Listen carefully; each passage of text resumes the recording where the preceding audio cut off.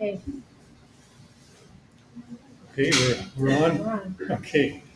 Well, I'm going to be talking about useful wild plants, and that includes things that are edible, things that are medicinal, and various things.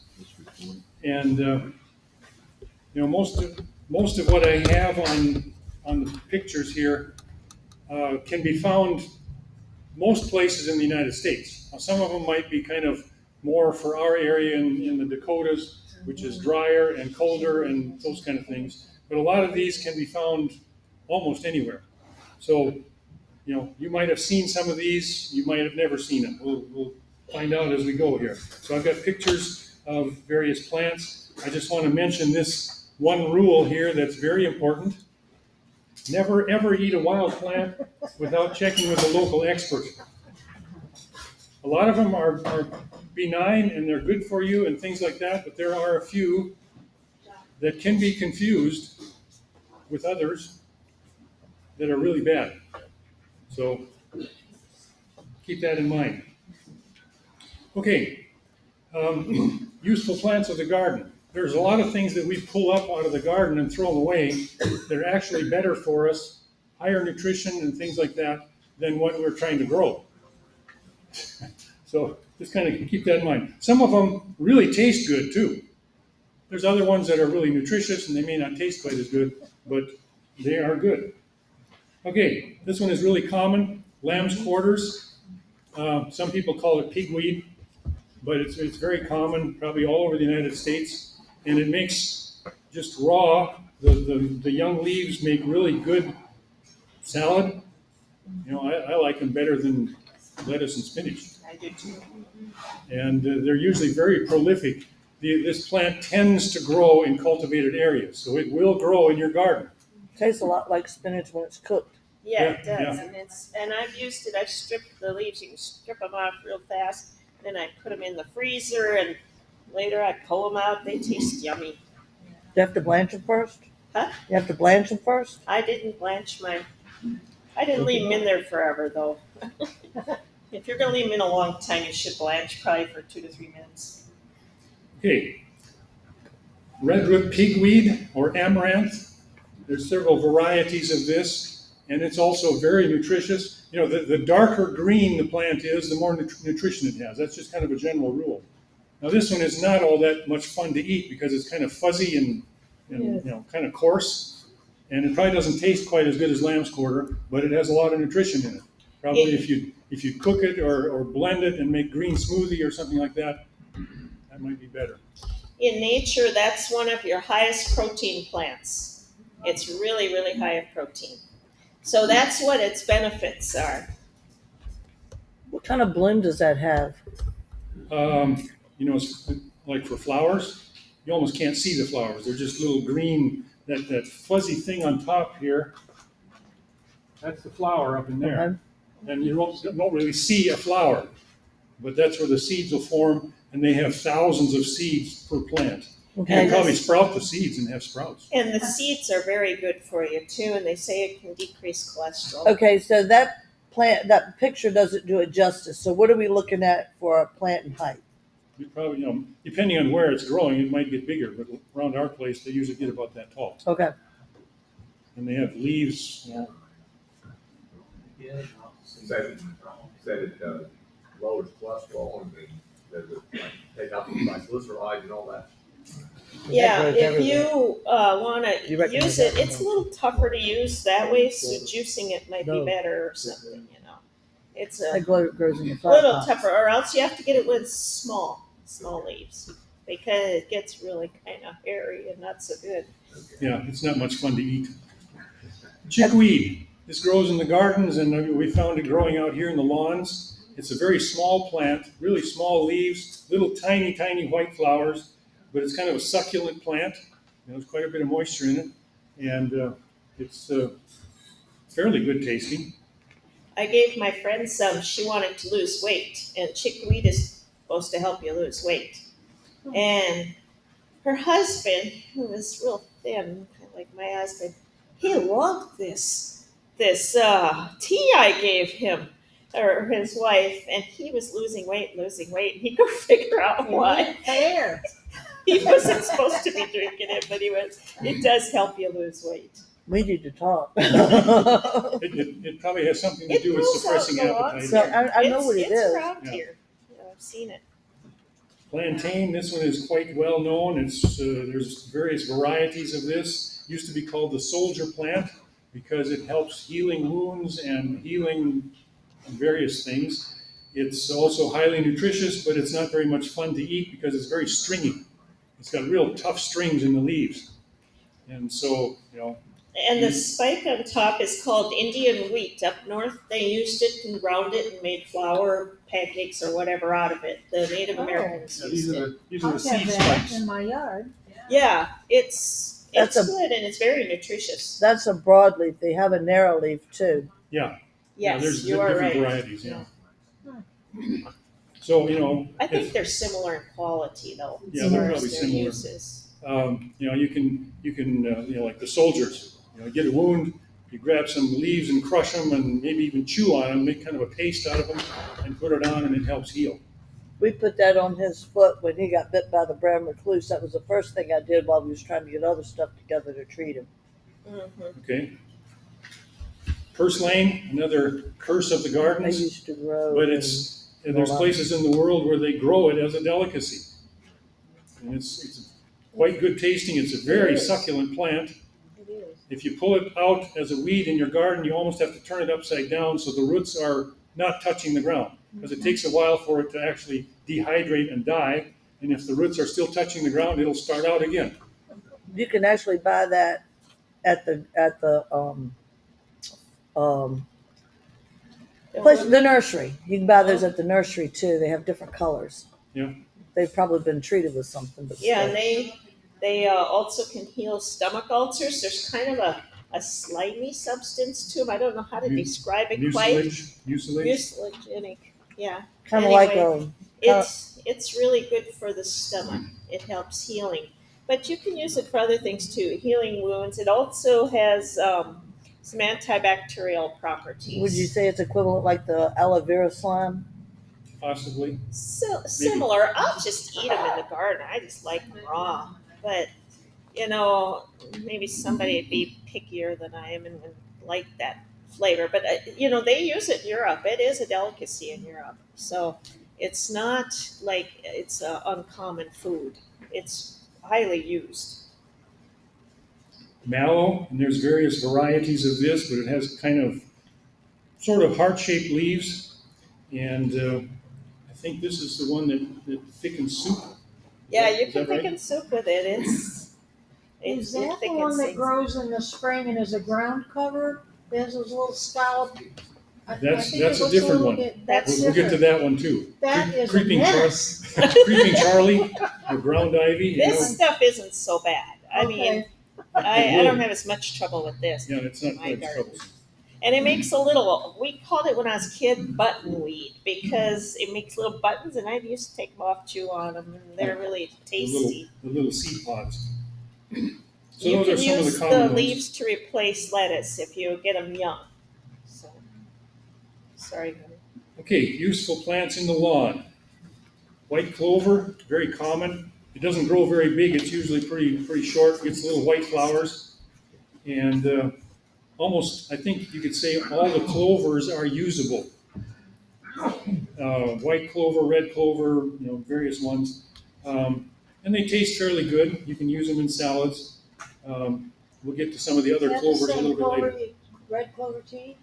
This is white clover. That's red clover. But yeah, They red. have looks- similar properties. They're They very have a similar. lot of differences too, though. They do. They have differences, but you can use them like both of them contain coumarin, which is like Coumadin.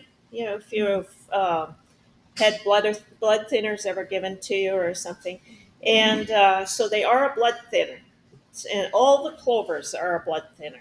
We used to have to take our sheep off of the clover hay before a month or so before lambing because it would cause bleeding. So if you're on blood thinners and you can't get your medicine, go get some clover and make tea. So, And we'll get to yellow sweet clover a little bit later. That's and stronger. that's kind of the one that is known for its Coumadin. And this one here also can be used for rheumatism and for gout, a tea of the plant. Cool. Anybody know what this is? It's Dandelion. very rare. A rare specimen. Where we lived in Norlina, they had mock dandelion. Oh, yeah. And the difference is you could still eat it, but there was no medicinal value to it. But the blooms grew on a stalk that tall Yeah. versus the ones that like that grow low to the ground. Ah, interesting. Basically, the whole plant is good for you. The younger leaves are better. As it gets older, it gets more of the white sap in it, which is kind of bitter. But, it's highly nutritious and it's medicinal. And I knew a gal who was, she was on a lot of insulin per day. And she got off all her insulin and she was using the root of dandelion and along with juniper berries. But you got to use just one juniper berry the first day, two the second day. You got to really increase them slowly and don't use very many or they are an emetic and you'll throw up. So That's one of those situations where, it'll control blood sugar. So we need to talk to him. yeah, juniper berry is one of those situations that a little bit is good, more is not better. The dandelion is an anti-inflammatory, and they also use it to treat yeast infection. I had a friend of mine, some of you probably know them, that made a dandelion loaf for Sabbath one day and invited us over. It was awful. They didn't grind it up and make a powder. It was pieces of dandelion all stuck together. It was bad. Well, Even they agreed it was bad. they were experimenting on you, huh? I have used the dandelions. I've fried them up, and we've eaten them. I've made soup out of them. And you can grind them up, put them into bread or whatever. There's a lot of uses for dandelion flowers. We used to batter fry them before we knew better about frying things, and we called them spiders. But we would just fry up a whole mess of them and eat them. Yeah, It is also used as an anti-cancer treatment. You probably know that. it is. Yeah, the It's root. very medicinal. Yeah, it's it's a blood cleanser. Bed straw or cleavers, there's some of that growing around here. You touch the plant and it feels kind of prickly. And if you walk through it with kind of softer clothes, it'll grab onto your clothes and you drag it along with you. And cleavers, this is one of those, a lot of these you can actually get them in a health food store as medicinal herbs, and cleavers is one of them. It's anti-tumor activity it has, and also for kidney stones they've used it. Catnip, it's one of the mints, and almost all of the mints are kind of a relaxant. If you make a tea, they kind of help you relax, hopefully go to sleep in the evening. Catnip is very common, grows in lawns and edges of lawns and stuff like that. And it has a fairly good flavor. There's some mints that are better, but this one is a good one. Is there any lookalikes? Mints all have a square stem. And Yeah. so if something has a square stem, it's in the mint family. They may not all smell and taste like mint, but it's in Yeah. the family. They don't all exactly taste the same, but most all of them have sort of they tend to help your stomach and your digestion. In the old days, people used to use peppermint for stomach aches. That was typical, a tea of peppermint. Well, you can use most of these mints for the same thing. Yeah, there are some other plants that look very similar, but they won't have the smell and taste, and they probably won't have the square stem. Yeah, square stem is what I always look for. I found some stuff out there. I think it's self-heal, which is a really good herb, and it's got the square stem, and it's in that family. So we don't have it up north, but I found it there. I think they have self-heal here. So, Shepherd's purse. This one, I don't know if you have it around here. We have a lot of it up in our area. There's really not much to the plant, but it's a very important plant for medicinal purposes. yeah, my friend, they had Shire horses, and a big horse kicked her husband in the leg, and it was starting to swell and get huge. She grabbed some shepherd's purse, made a tea real quick, and gave it to him, and it stopped it immediately, and it went down. Praise the Lord. So it's for bleeding. If you need something to stop bleeding, this stuff works So you wonderful. put it topically or drink it? You can if it's a wound, you can do it that Do it way. topically, but you also His have- wasn't open; it was under the skin, and so she was trying to stop internal bleeding. But yeah, that stuff will stop internal bleeding. When I worked as a midwife, our anti-bleed all had shepherd's purse in it. And there's no These are the lookalikes little to this seeds stuff, here. right? Not really. Those seeds are heart shaped, and they're just different than most anything else. Yeah, if you see those little heart-shaped seeds, and the plant is really skinny. There's really not much to it. A little bunch of white flowers at the top, but it's a very important medicinal plant. Ground ivy. That's it. That's the one that you were That's talking it. about. It grows thick on the lawns. I saw quite a bit out There's here. quite a bit of it out It's here. all over the edges of my garden trying to take over. Mhm. Yeah, it is edible. I haven't ever eaten it, but It has a bite to it, almost like a little bit of a pepper type. just a little bit. Yeah, Okay. it's actually tastes pretty good. They What? use it in soups, I guess. Is what You I've can do it heard. in salad too if Yeah. you get in the spring. I don't know. That's maybe one of the local names for it. It's called ground ivy or creeping Charlie, and there's probably a few other names for it.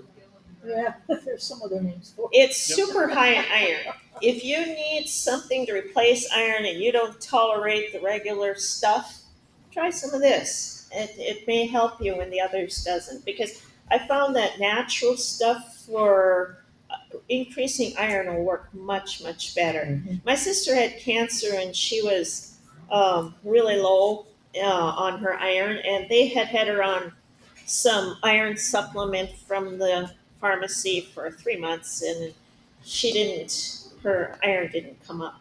And I started giving her, actually, I used spirulina. I didn't use this, but I used spirulina, and there is nothing that works better than spirulina. And in 2 weeks, her hemoglobin was up. So they Molasses checked did it that for again me. in 2 weeks, and it was almost normal. Yeah, blackstrap molasses did that for me. Mhm. Can I ask a question, just to repeat? The shepherd's purse is anti-bleeding. What was it you said that was like? Was it All of your clovers. Okay. And specifically, yellow sweet clover. That one is quite high. It's the strongest, and that's where they originally got the Coumadin from, was from the plants that A contain blood thinner. coumarin. Yeah. So they don't anymore, but that's where they used to get it. Okay, useful plants in a hard-packed driveway. There's some plants that seem to only grow where you drive and walk, and that nothing else grows there, but they almost always grow there. One of them is pineapple weed. I haven't seen it yet, but you might have it around here. It's a very small plant, real feathery leaves, and then it has little flowers like that. I've seen those before. And some people up in our area used to call it chamomile. It smells like chamomile. It tastes like chamomile. Makes You make a tea out of tea it. like chamomile. Helps digestive upsets and for fevers and for menstrual pains. And another one is peppergrass. And I don't know if you have that here. Birds love that. I used to eat it as a kid. And it's kind of hot. It's like Mhm. pepper, and it's really small. It might only grow about that big. But those little seeds there, they have a bite to them. So if you like the pepper bite, it's there. And they grow in kind of hard packed soil too. Yeah. Same thing, on a road or something. Plants in cultivated fields. These are some that farmers just get frustrated with. Mustard, all kinds of mustard. And they're, all of them are kind of similar, and they have the heat of the mustard, and there's some medicinal properties in them. And they're a green. You can throw them in your salad if you want to, if you like the mustard flavor. Thistles. I was going to say about the mustard, they do use it for chest poultices. Like if somebody has side effects from COVID and you want to get the lung congestion out, mustard poultices are very good. But you have to be a little careful so you don't burn their skin. Put some, usually if you use like a chuck pad or, and just kind of cut it and put it in between, it'll give them a little protection. My grandmother used to use a mustard plaster on That's the idea, just what your grandmother did. But It they- breaks up the congestion in the lungs, and it works. Okay, thistles. We usually don't think of eating thistles, but all of the thistles in what's called the Cirsium family, which includes bull thistles and milk thistles and Canada thistles, and there's about 20 different kinds of thistles, they're all edible. Do you have thistles here? I had them in my garden. Oh, you did. I do. I made a terrible mistake of planting them.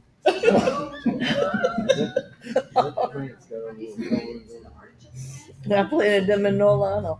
Artichoke, you're talking about Jerusalem artichoke? No, the other artichoke. Because they have a thistle-like flower too, and they open up and say. I don't know that they're in the same family. They might have a, So, They're perically. perically. This high above the ground, this high below the ground, and then they turn left. I don't know much about them.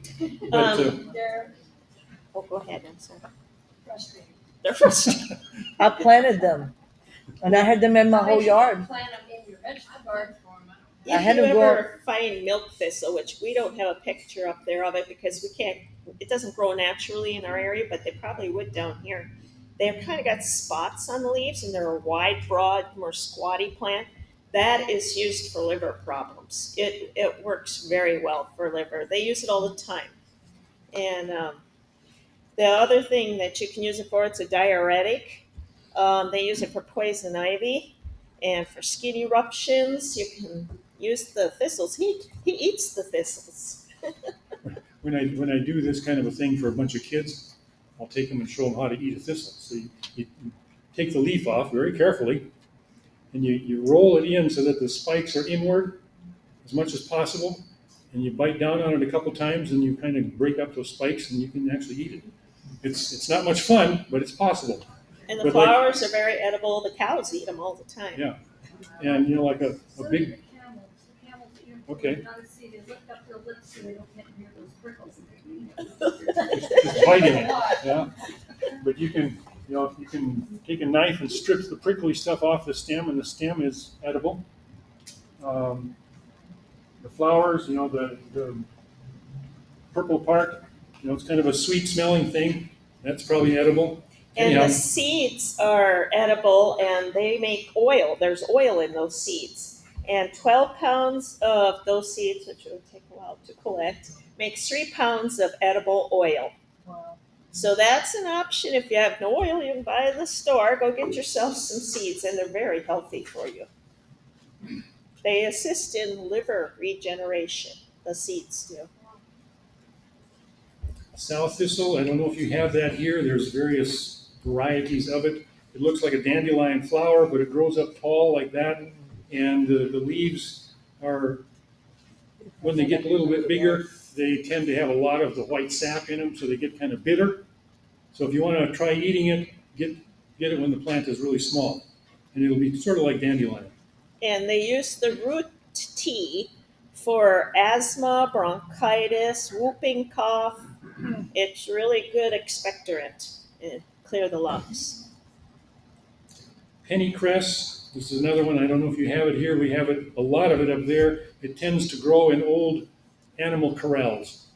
You have the cattle in there over winter. When you take them out in the spring, this stuff starts growing. But it's got these little round seed pods. And those are edible. That's And a real, if you get them somewhere that isn't in a corral, they concentrate minerals for you. They're full of minerals. is that a little tiny plant? They'll sometimes grow up that tall. Yeah, they grow pretty tall. And it looks kind of like the middle is thicker and then it's got a thinner thing around it. You can kind of see that on the picture. But So those little discs, about how big are they in reality? About the Oh, size they're of a pea? About the size of a dime or smaller. Okay. I think this was the one that they said, don't ever collect it in a place that has had any kind of a chemical spill or something like that, because it'll take up. it'll pull that That up stuff. too. Yeah. So you want to get it from clean ground. Sunflowers do the same thing. Okay. Yeah, I got a study on it. Useful plants of the prairie. Do you have any prairie around here? This part might not be applicable to you. This one is a very Oh, well-known yeah, coneflower. purple coneflower, echinacea. Mm-hmm. You get it. You can around here. You probably have to get it in a health food store. Up north, But it it is- grows all over the fields and hills. You Yeah, can we- buy seeds and plant it. It grows here. Or It's a little bit difficult to get it started, maybe because Yes, it is. it's I tried. It likes gravelly soil. It grows on our hills if they're gravelly. It doesn't like too much moisture. We had it growing all over the place in Norlina. It just overwhelmed us. really California too. okay. Grew fast. The first year was like this. The next year was like this. Yeah, and it's really good for your immune system.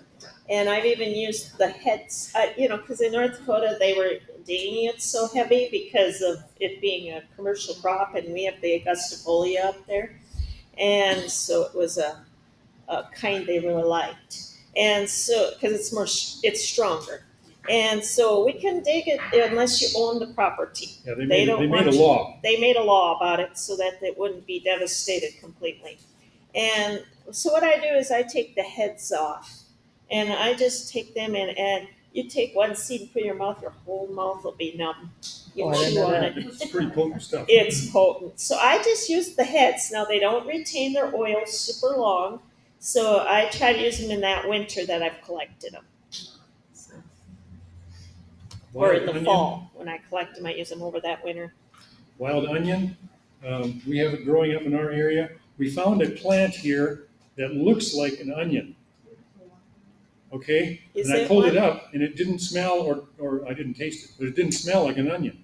And I've heard that there is a very dangerous plant, Death camas, right? death camas, that looks like an onion, but if it doesn't smell like an onion, you better not try it. We have one that's also a wild garlic. It smells Okay, like garlic. yeah. It looks like a little itty bitty garlic. Garlic is kind of similar type thing. Anyhow, so if you could pull it up and it smells like an onion, you can use it like an onion. But the ones we found out here, I don't know what they are.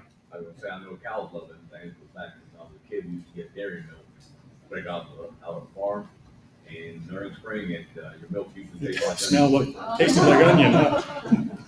Okay. Poisonous one, did it have a bulb on it? Yeah, what we found here actually had a fairly good sized bulb on it. Yeah, we But just didn't know what it was for sure I didn't because we're know. not familiar with the South, and it did not smell. I smelled a tiny bit of smell of onion, but it wasn't strong like ours are. So I don't know for sure.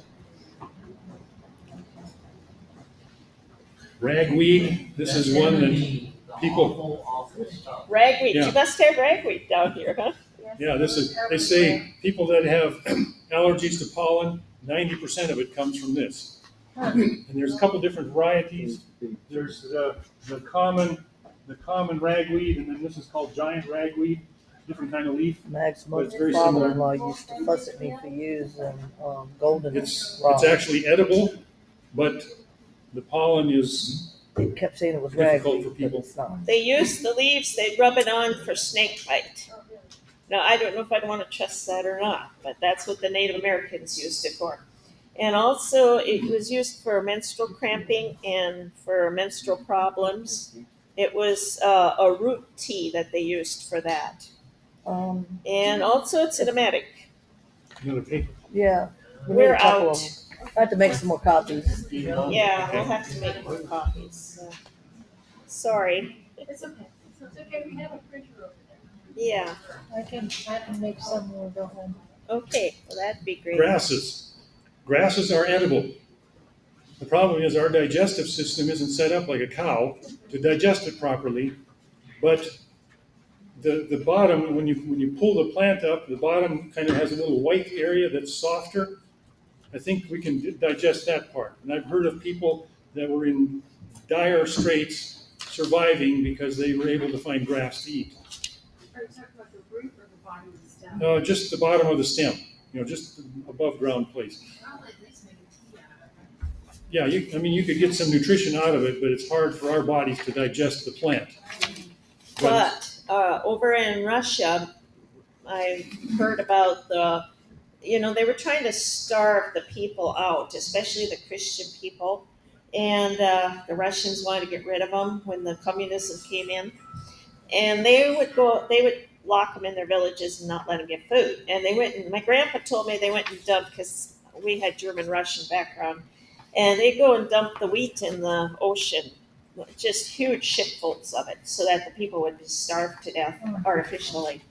And they were going out at night and actually collecting grasses and bringing it back and cooking it, eating it. That was the only thing they had. And those people that knew to do that survived. So you can survive if you have to on it. Of course, you'll probably lose some weight, but it was giving them some nutrition. And actually, there's one kind that's called quack grass. I don't know if you have it here. We have a lot of it up there. And the, no, Crab- quack grass, Quack. like a Quack. duck quack. Yeah. And the roots, they call it a rhizome. It's a long underground vine type thing. And they say that the roots of quack grass are medicinal. Like it has joints in it. Yeah, it has little joints, and wherever That those might joints be are, what we call crabgrass because it's like it goes through concrete and everything. Yeah. We call it devil weed. You can never get to the end of it. It just keeps Yeah. going. But it's Yeah. really got a lot of medicinal benefits, and I understand you can eat it too. It's nutritious. Yeah. Yeah, it is. You know, and it's not quite as fibery as the above ground part. Can you eat the rhizomes of Bermuda grass and Johnson grass? I don't Possibly. know I of think- any grass that's poisonous. I've never heard of a poisonous grass. So, you know, if you I can think if you Bermuda can chew it grass up, you can and probably get crabgrass is the nutrition same out of it. thing. Could be. Chlorophyll. Yeah. Yarrow, this is a prairie plant. We have lots of it up there. Do you guys have yarrow down here? Do you know? You got- We do? It'll grow up, you know, like that, and it has all these little white flowers on top, and really ferny leaves. And it's not an edible. I mean, you could eat it, but it doesn't taste good. Tastes terrible. But there are vets who actually have dried, ground up yarrow, and if they have a bleed, they cannot stop yarrow and stop it when nothing else will. It is an amazing coagulant, blood coagulant. I plant that in my flower beds, but it comes in different colors besides. Yeah. Well, it's the same thing though, and it would work. Yeah, we have So, most of it is white, but there's places where you can see a patch of pink. Mhm. It's And- nice. The plant that's real Go ahead. I'll go to the plant real close to that. It's Socrates drinking. Oh, you're talking about hemlock. Yeah. Hemlock. That's supposed to Yeah, be that's- hemlock, isn't No, this is completely different than hemlock. it? Is it? Okay. Yeah, this grows like a long skinny thing and it's got the little leaves coming out, where hemlock is more of a bushy plant. And hemlock is very dangerous. The leaves almost look like feathers. Even to mow it down is very dangerous. Yeah, there's a few other plants that look like it, and anything that looks like it, you better avoid it. I bet hemlock's got the little spiny on its stem. Got little spines on its stem. And they got little purple spots on the stems Don't too. use it with hemlock, the common oak, because that's like a Yeah. pine tree. Yeah, a hemlock tree is completely different. Okay. Yeah. Okay. So is that Queen Anne's lace, is that what looks like? Yes. that Yeah. poisonous hemlock? Yeah. But Queen Anne's lace has a purple dot in the middle, and so it looks a little different. Yeah, You know, in that in the regard. white flower head, there'll be one flower And in it the very middle. stinks. That's Whereas- dark. Kind of, yeah. But the look-alike is the wild carrot, and it's got a white root, but it actually smells like a carrot. Yeah, I'd stay away from those families because they're a little bit hard to tell apart, and you could get something Well, poisonous, Queen real Anne's lace easily. is in that carrot family. Are you saying that is actually poisonous, not edible? I don't think it's poisonous, It But looks bec- a little bit like that. but because of the look-alike issue, it's maybe better to just One has Avoid them. fuzzy, if I remember right, one has fuzzy because stems, the, and the because other the one plant looks has a lot You're like right. hemlock. Has, and Has it's a real purple familiar. little You fuzzy might get the wrong stem. thing. yeah, and the other one has just no. Become no your own fuzzies. expert. You know, I can introduce you. That's basically what I'm doing, is introducing you to the idea of using wild plants. I got a few books here that I'll show you. You can come up and look at them. You got to get your own references. I want to Learn tell you this one stuff more thing about yarrow. We had a naturopathic doctor at UT Clients, and somebody wrote in from Europe. They said they had had terrible acne for 20 years, couldn't get rid of it. And the naturopath said, well, tell them to drink yarrow tea and to wash their face in yarrow. And they did that, and they said, this is the first time my skin has ever been cleared up for Praise the Lord. years. So it does work for acne as well. Okay, useful plants in wet areas like, ditches beside the road where it's wet, or, where you got a little bit of running water or whatever. Wild mint, I don't know if you have it here. It's one of the good tasting mints. We have it growing along lake shores and stuff like that.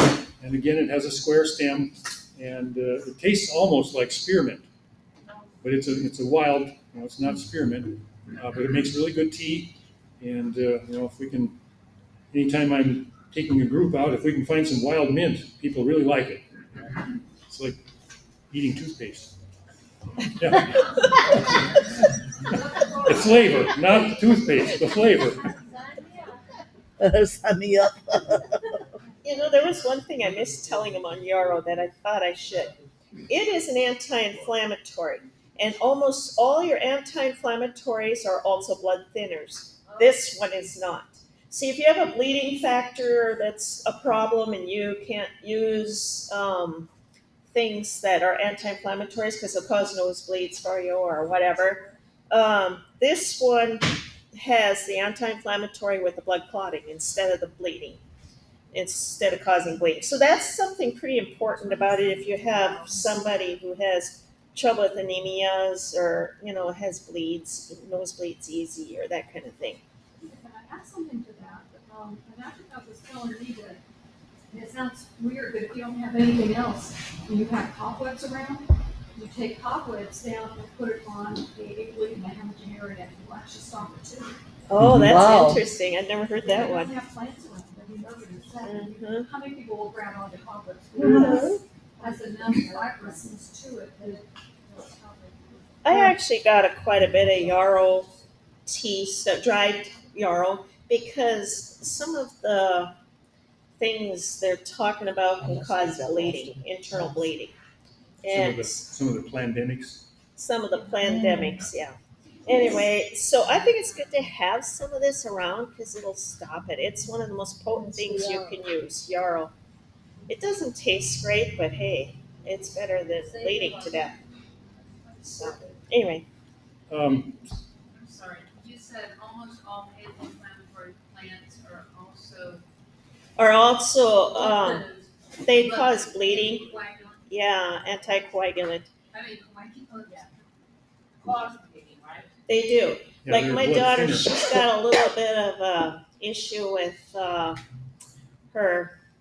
Her hemoglobin is fine, but she had some platelet issues when she was pregnant and stuff. She was especially dealing with it, and she just couldn't use a lot of the things that she should have been able to use for anti-inflammatories because she had some issues with inflammation as well. So, but she couldn't use them, but yarrow will work because it does not cause the bleeding.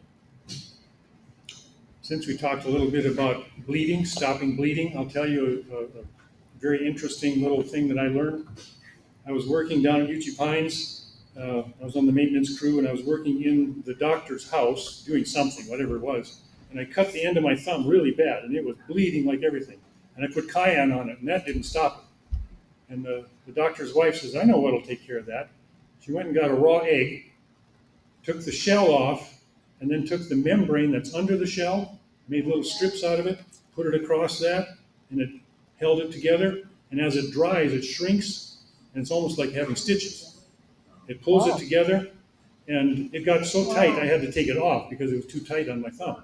But it stopped the bleeding. And it has properties that help healing.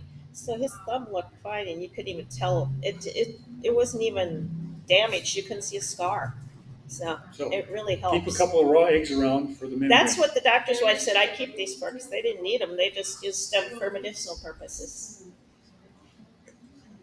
Okay, cattails. They grow nearly everywhere, and there are all kinds of uses for them. You can dig the roots out, but you got to have a shovel to do it. You can't just go out there and pull up a cattail. You're familiar with cattails, right? Yes. Okay, Yeah. you can't just go out there and pull it up because you'll pull the plant off the root. You have to dig the root out, but you usually have to get in the water to do that. Take your snake-proof wading boots. Watch out for snakes. Florida. Yeah, Yeah, we don't have that problem up north. but the roots are good eating. Have The- you ate them? What? Have you ate them? We've eaten some. I have. We haven't. I've used cattails quite a bit. I actually like them. Our lakes around there tend to be rather polluted because of all the chemicals coming off of the I don't like using the farmland roots as well. and pastures and all that kind of stuff. So we haven't used them very much, but a little bit. The bottom end of the stem, when you pull the stem out, the bottom end is white, and that part is edible. You can see here, these are the pollen heads. Of course, this is after the pollen is already kind of dried and it's done its thing. But when it's still really green, you can eat the very top part of it, almost like eating corn. It's only about that long, and it's quite succulent, and it tastes pretty good. You could chew it off just like corn. Yeah. And when it starts pollinating and turns yellow, you can use the pollen as added to flour or We'd whatever. strip it off, made pancakes out of it. So, and it Are tastes you good. talking about the brown part, the flower? No, not the seed part, not this brown thing here, but It's The- earlier than Before that. you get there. when it looks like that, when it's all yellow, you can shake the So pollen out of that it. comes before the pod? That's Yeah. correct. Yeah. Okay. Now the part down here is what turns brown. And up there is what it is before it gets to that stage. We use the upper part, quite readily because it's not in the water. Right. But if you're going to use the root, if you have nothing else to eat, man, that'll keep you alive. There's a lot of starch and calories in there, and you'll survive, even if you don't have any other food. But boil it so that you make sure there's no bacteria or anything from the water. When we were in Pathfinders, we made Don't eat cattail soup the out of tops. that I mean, root part. It was good. It was like onion soup. Okay. yeah, and it tastes okay, but you just want to make sure you boil the root because I wouldn't want to eat it raw. You could have bacteria. It grows in ponds that are usually a little stagnant. So. Smartweed, there's lots of different varieties of that. It grows usually growing in water. It kind of has a hot flavor, kind of like pepper or mustard.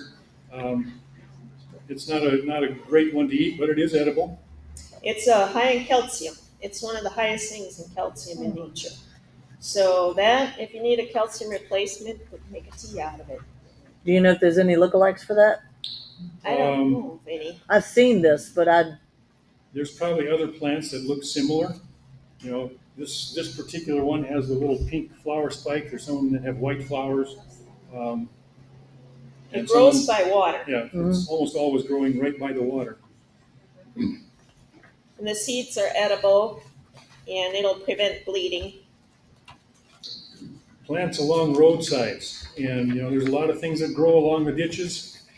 But if there's a lot of traffic on the road, you probably don't want to harvest it because you're going to have dust and whatever else comes off of the vehicles. And so, try to find a road that doesn't have much traffic, and you can find alfalfa. This is a very common hay that farmers use for their animals. One of the best feed type plants for animals, sheep, cattle, horses, whatever. And it's highly nutritious. And I just like plucking the flowers off and eating them. You can add them to salad. They're just good. Up there we have more than the purple. We have yellow and white and blue and all kinds of colors. But you want to make sure, it's good to, if you're going to harvest somewhere and dry it, because it has a lot of nutrients in it. You want to ask, because there is some GMO stuff. Yeah. So be careful, because then they can spray it, with Roundup, and it doesn't kill it. So don't take it from just anywhere. Make sure it's not a GMO variety. We don't have very much GMO variety around North Dakota, but they have done that to it. If the field looks like it's pure alfalfa and absolutely nothing else living there, it's probably GMO. Don't take any. Here's the yellow sweet clover. This is the one that's quite high in the blood thinner. It can grow up to be that tall, and has the little white flowers on it. So It's anticoagulant and anti-inflammatory. Yep. Any part of the plant or the flowers or the leaves? Generally use the top parts, the flower head, and the leaves. And that's the part that's I think you meant Yeah. yellow. make There's tea out of it. there's yellow sweet clover and white sweet clover. The plant looks the same. The flowers are a different color. But both of them are basically the same plant, Pretty just much the different. same. Yeah. And the leaves on that wouldn't look like at all, just on the picture. Well, the leaves are kind of like, they look like alfalfa leaves. They're smaller. They're not quite the same shape as regular clover, but the flower heads are quite noticeable, and you can identify it. In by that. Nebraska, this stuff grows all over the pastures and all over the fields, and it's really prevalent. And that's where a lot of the clover honey comes from. Is this kind of a Yeah. plant? The real high quality, light colored honey is a lot of times sweet clover honey. So how big are these blooms? They might be 2 inches long, maybe a little bit more. Okay. Here is red clover. Now this one looks like a clover, the plant. It's usually fairly low to the ground. Maybe the flowers might get up to a foot high. But red clover is a very good blood cleanser and various other things. It's anti-cancer, and Yep. it's also a blood thinner. So And that's another one that you can get in the health food store. But if you can find it out in the wild, it's better. And now, wild, I've picked lots of that in the wild. Wild- It's yummy. wild Is pink. that picture on the right, that's the clover? Yeah, this is the leaves. Yeah. And they have this little light colored V on the leaves. I thought it was, Yeah. So you boil the leaves or the flower? You use all of it. I pick Yeah. it up and just eat it too. What Yeah. about salad?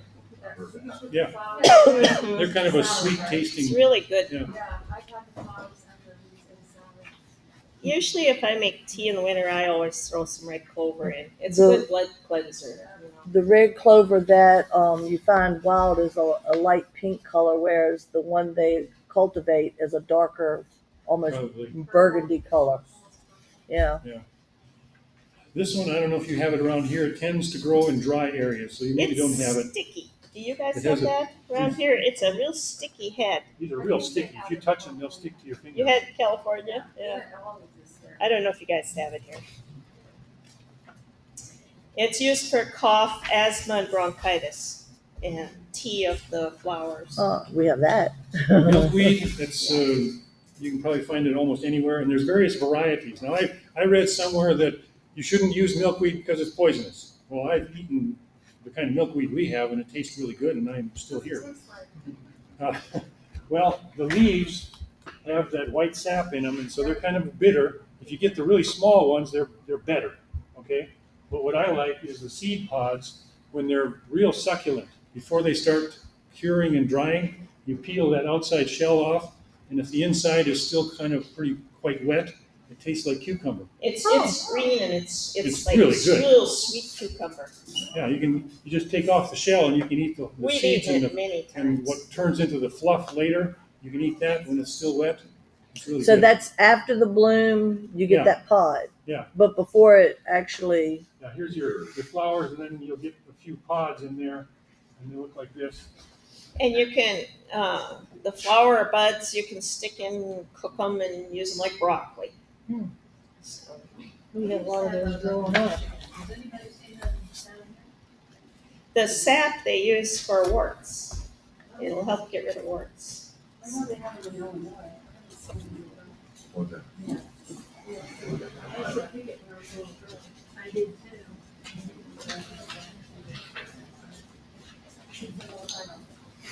Okay, dock, and there's multiple kinds of dock. Yellow dock is one that you can probably find in a health food store, but there's field dock and sour dock, and there's just all kinds of them. And you do have it around here. I've seen it along the roads and the ditches and stuff.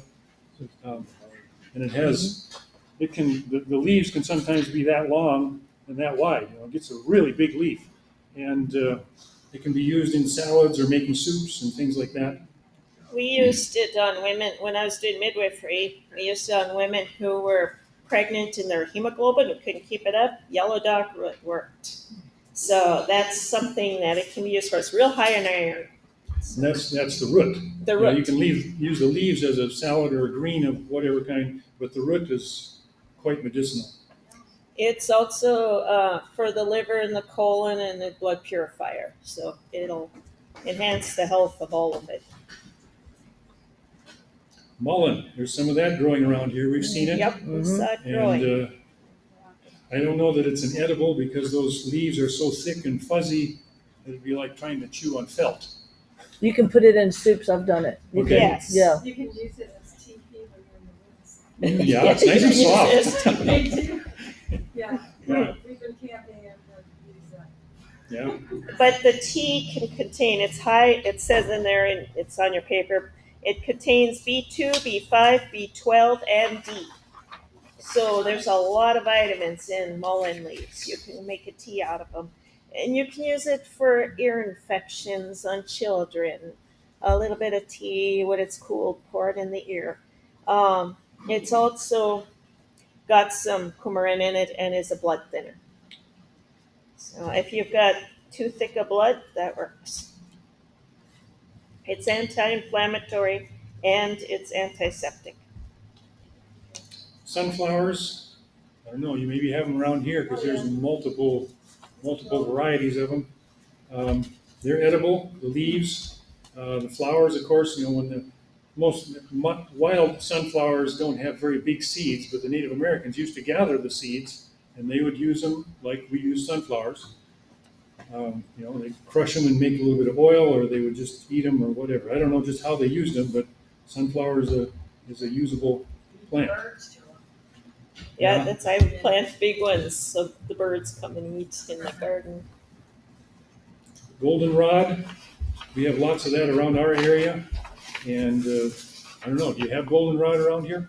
There's Yeah. probably some variety that You goes have on here. seen it, Amy? Oh, there's so much of it. I was wondering why God planted so much of it around in Pennsylvania. So there has to be some good reason for it. Now look at those. It's pretty prolific in Virginia too. Okay. The And seeds of it are for survival food. They're very high in nutrition.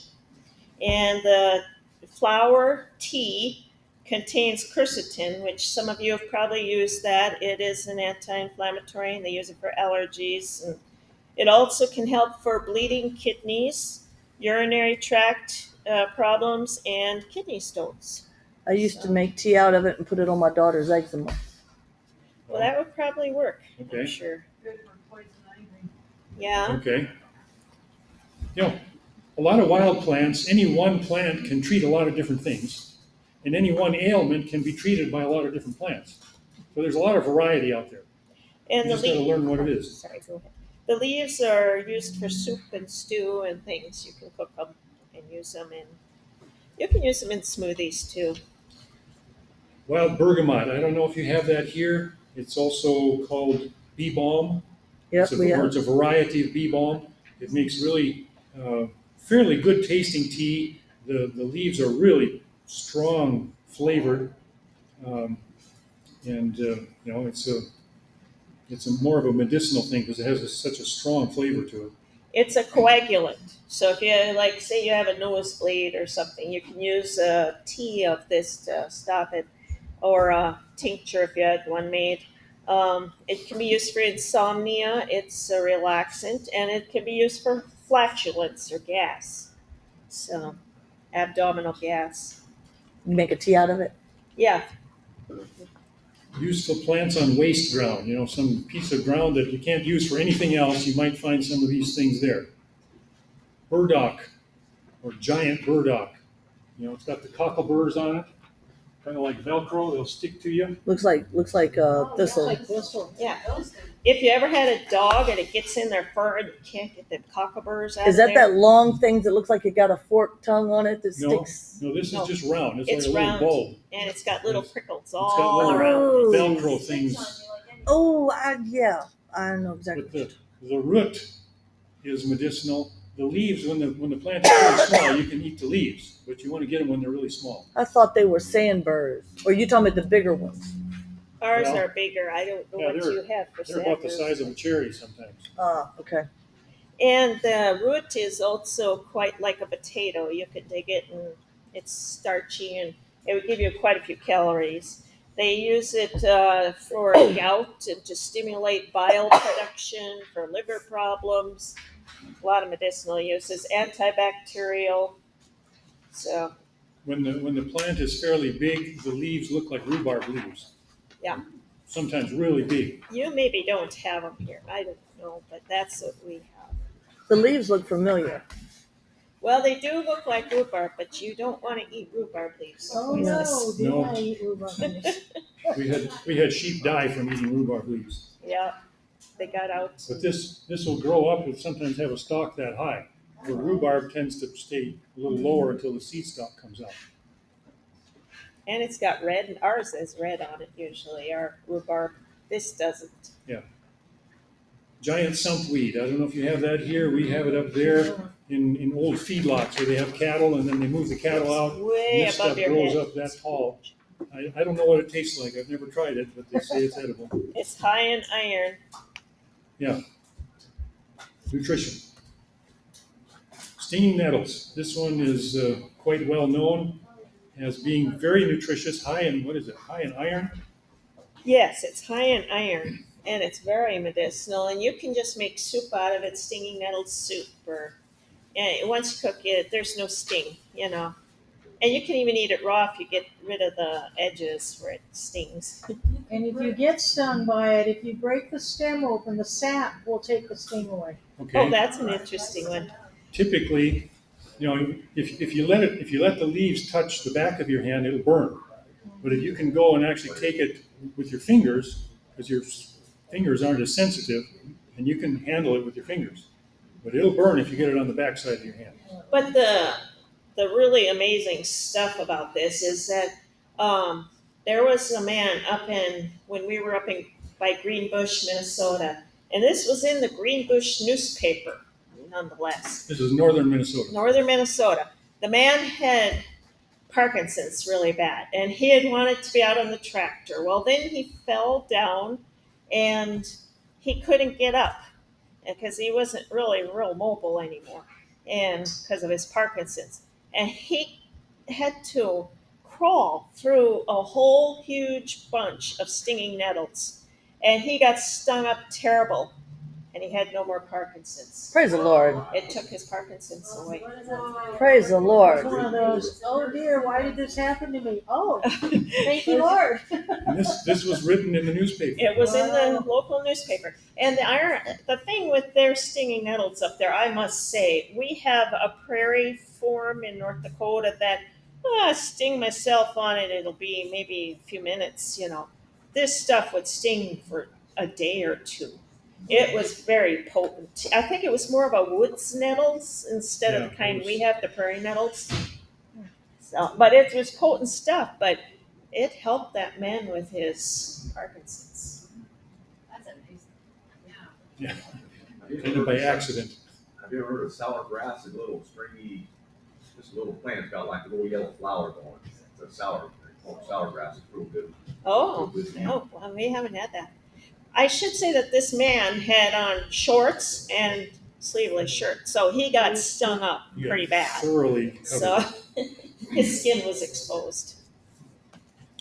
Okay, back to the cardinal edibility rule. Never, ever eat a wild plant without checking with a local expert. Become your own expert.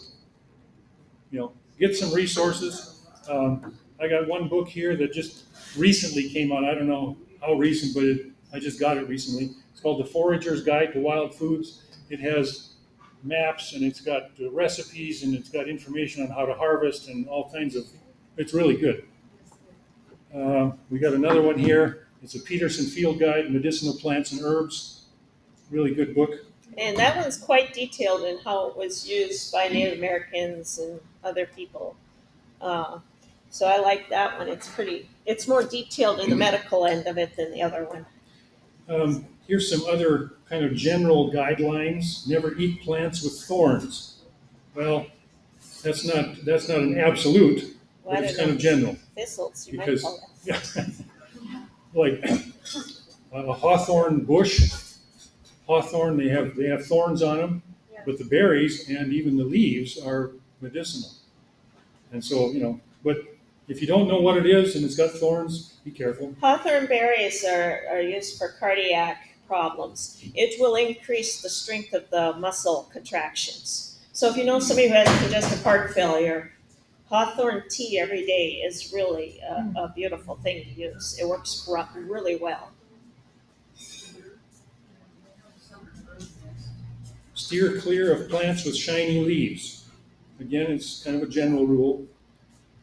Don't eat mushrooms unless you know exactly what you've got.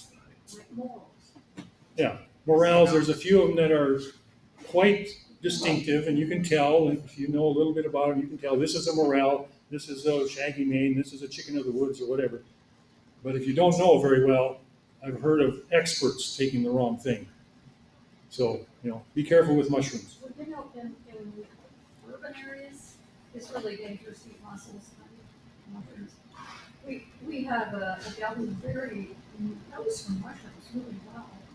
She went out to her yard and saw some that were edible, and she picked them and she took them, and she was desperate to go. Her son or her grandson had sprayed them. Oh. So, if you spray things in your garden, you just don't know if you need Yeah. And with mushrooms, at least with puffballs, we found that different people respond differently. When we were in, was it Northern Minnesota. Minnesota, we found a puffball about this big. So we thought, wow, this is a real trophy. We took it home and sliced it up, and she fixed it kind of like tofu or something like that. It gave her a stomach ache, and it didn't bother me at all. I was green with nausea, wanting to throw up. I absolutely did not tolerate it. What about turkey? But I had allergies, It so didn't look probably I like was allergic. turkey He wasn't. tail mushroom? I don't know. You'd have to get some good identification information on some of that. We have one that's called pheasant back, and it's edible. But there's other ones that kind of look similar. And there's a lot of mushrooms that look very similar. Yeah. So you got to be really on top of it. Yeah. Umbrella-shaped flowers are a bad sign, which would be the hemlocks, the wild carrot, and some of that kind of thing. With a nice spray of flowers on top. Be careful. Don't eat plants with white or yellow berries. I think I read somewhere that 90% of white or yellow berries are poisonous. About 50% of blue berries are poisonous. And most red berries most red berries are not poisonous. So it's kind of the different colors are kind of a guide, but you still got to be your own expert. Most red berries are usable. Most white berries are not, that type of thing. And blue is kind of in between. And avoid anything that smells like an almond. Yeah. Never heard that. I'm not sure just what that actually means, but it's just kind of a general thing. What is tips from Nicolesville? I don't know where I got them from. Maybe got them online. Anyhow, they're just kind of general guidelines. If the plant sap is milky or discolored, leave it alone. White sap tends to make it bitter. It might also have some more dangerous things to it. But dandelions and milk thistle. There's a lot of them that have that. Learn your plants. You can use them. They're very good for you. Are there any tricks to finding local specific things to your region versus the West Coast is going to have one thing and the Northeast is going to have completely different? You just got to learn what's in your area. But are There's there a any lot of resources that'll help you narrow that down to your area? There is a guy here in this area. What is it? Is it? I don't know if it's Ash. What's another one? Ash, up in the mountains. Anyway, there's a guy that actually takes people out on foraging tours and helps them find wild edibles. Then he takes you to a restaurant and has a chef prepare what you found. It's out of Asheville, Yeah. but I think I don't remember his name. Yeah. A lot of times. Blue Ridge herbs. Pardon? I'm thinking there's the Blue Ridge. I was thinking it was Blue Ridge Community, AD Tech. Oh, I was just thinking that it's. I don't know, but you can find it online here in this area. Yeah. And it's Yeah, like, you can- it was, I don't know if it still is, but it was like $147 for the tour per person. You can usually go online and find resources that, papers and books and whatever for your area. I was gonna say, I just put in foraging for food in North Carolina mountains and a book came up. Yeah. So I think if you check, there's probably something. Yeah. And local people actually are very good. We have a neighbor up the road, he forages all the time, people like that. Yeah, you know, learn from them, you know. I a lot of times dry the weeds out there because they are so nutritious. They're so medicinal, and it's free. I mean, why not? So I dry them and I store them. You know, so I have them when I need them. Um, let's see here. Avoid beans or plants with seeds inside a pod. There's some they'll cause indigestion and other problems. If it tastes bitter or soapy, spit it out. Well, you probably shouldn't taste it unless you know what it is. Yeah, and avoid anything that smells like almonds. There's some things out there apparently that are pretty dangerous. And hopefully you all know what poison ivy looks like. Around our area, we have it growing as a plant. But around here, I think it vines up the trees. I've We've seen some the of the vines. trees. And Yeah. if you do get into it, usually very close to it is jewelweed, and that's the remedy for it. Jewelweed. What does that Jewelweed. one look like? It's got just a little tiny yellowish flower that looks like a little jewel. A Oh, little orange Orange, berries, yellowy. little orange berries in the fall. yeah. We don't have that one up there, but that sounds good. Even after the flower is gone, I had a friend who got into it, and it got into his blood, and it was the end of it was going into winter, and he went and found some that was almost dried up, the jewelweed, and just packed himself in it, and it took care of it. Mm. Oh, he She's made got a tea picture and here. drank it, and Look at Kim. That's what jewelweed looks Oh, yeah. like. Yeah. yeah, it's a little. There are a lot of resources online that you can learn a lot. Yeah, different colors. And you can usually get books for your area. We got one. I like to identify flowering plants, and so we've got different books for our area. And one of them was from the Theodore Roosevelt National Park, the Badlands. They had a book specifically for that area, but the plants that were there were also in our area, and so that was a really interesting one. And there was things in there about what the Native Americans used, and a lot of interesting stuff. The Native Americans are amazing people. Yes. They knew so much. I wish I could connect with somebody that could share that. What is it? Sour grass. Sour grass. Well, that looks like a clover. Yeah. Kind of. The leaf. And it's sour. You just take That's it it. and rinse it and Yeah. put Oh it in yeah, I've salads. seen that. I've Yeah. seen that. Yeah. It's real Okay. good eating. So you like to eat that? Yeah. Okay. Looks a lot like the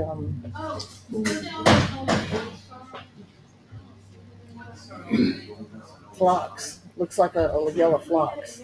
Well, Give this I to think us. we'll quit here Turn it and off. we'll go outside and see what we can find. For Cool. those that want to go and forage,